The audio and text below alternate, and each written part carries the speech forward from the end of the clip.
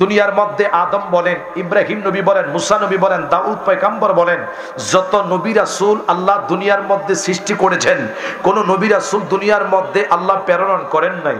আল্লাহ সুবহানাহু ওয়া তাআলা আল্লাহ সৃষ্টির পরে আমার আল্লাহ জাতি নূর থেকে আমার রাসূলকে সৃষ্টি করেছেন।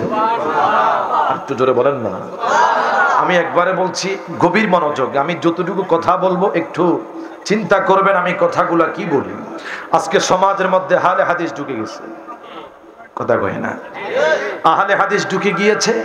আজকে সমাজের মধ্যে এমন ঈমান নিয়ে সিনেমিনি হচ্ছে, বলে হুজুর কি শুধু আমার নবীর আজমত নিয়ে মানুষের এমন ভাবে চিন্তা চেতনা, মানুষ নামাজ পড়ে, রোজা রাখে, হজ করে, যাকাত দেয়, কিছুদিন পরে কোরবানি করবে, কিন্তু একটাবার চিন্তা করেছেন যে আমার কোরবানি, আমার যাকাত, আমার নামাজ, আমার তাসবিহ তাহলিল, আমার হজ, যত ইবাদত আছে, এই ইবাদত যার দ্বারা মনিবের দরবারে ইবাদত কবুল হয়, ওই মনিবকে, ওই রাসূলকে যদি আমরা মুহাব্বত না করি, মানার মতো না মানি, খোদার কসম এই নামাজ রোজা আল্লাহর দরবারে কখনো কবুল হবে না।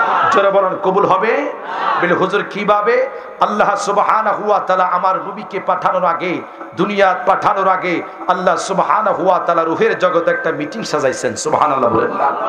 তখন মিটিং সাজানোর পরে সমস্ত রূহ যখন একই প্ল্যাটফর্মে ছিল, তখন আল্লাহ বলেছেন আলাস্তু বিরাব্বিকুম, আমি কি তোমাদের প্রভু নয়? আরে কি আপনারা সুবহানাল্লাহ করেন না? আর একটু জোরে বলুন না সুবহানাল্লাহ। আলাস্তু বিরাব্বিকুম, আমি কি তোমাদের প্রভু নয়? আল্লাহ বলেছেন। তখন কোন নবী রাসূল, আজকে দেখেন মিল্লাতা আবিকুম ইব্রাহিম হুয়া সাম্মাকুমুল মুসলিমিন, যে ইব্রাহিম নবীর যারা দুরুদ ইব্রাহিম পড়ে, যদি ইব্রাহিম নবী তখন আলাস্তু বিরাব্বিকুম যখন আল্লাহ বলেছেন, কিন্তু ক্বালু বালা, কোন নবী রাসূল, কোন সাহাবী, কোন মুমিন মুমিনা, কোন মুসলিমিন মুসলিমা, কোন রূহের জগতে কোন রূহ বলে নাই ক্বালু বালা, আপনি আমাদের প্রভু। যখন আল্লাহ বলেছেন আলাস্তু বিরাব্বিকুম, আমি কি তোমাদের প্রভু নয়, তখন আপনার নবী, আমার নবী, জিন্দা নবী, মদিনার নবী, কামলিওয়ালা নবী উত্তর দিলেন ক্বালু বালা, আপনি আমাদের প্রভু। আর একটু জোরে বলুন না সুবহানাল্লাহ। যেই মদিনার নবী, জিন্দা নবী, হায়াতুন নবী, কামলিওয়ালা নবী বলেছেন ক্বালু বালা, আপনি আমাদের প্রভু, তাহলে বোঝা গেল আল্লাহ প্রকাশ পেয়েছি, আল্লাহকে চিনেছি। যেই বান্দা নামাজ পড়তে পড়তে আজকে যারা আহলে হাদিসের সদস্য, আজকে যারা নবী বিদ্বেষী কথা বলে, তোমরা যারা ইসলাম পেয়েছো, ওই মদিনার নবী আল্লাহকে চিনিয়েছে, আর বান্দারা সেই প্রভুর দরবারে সেজদা দেয়। কেন?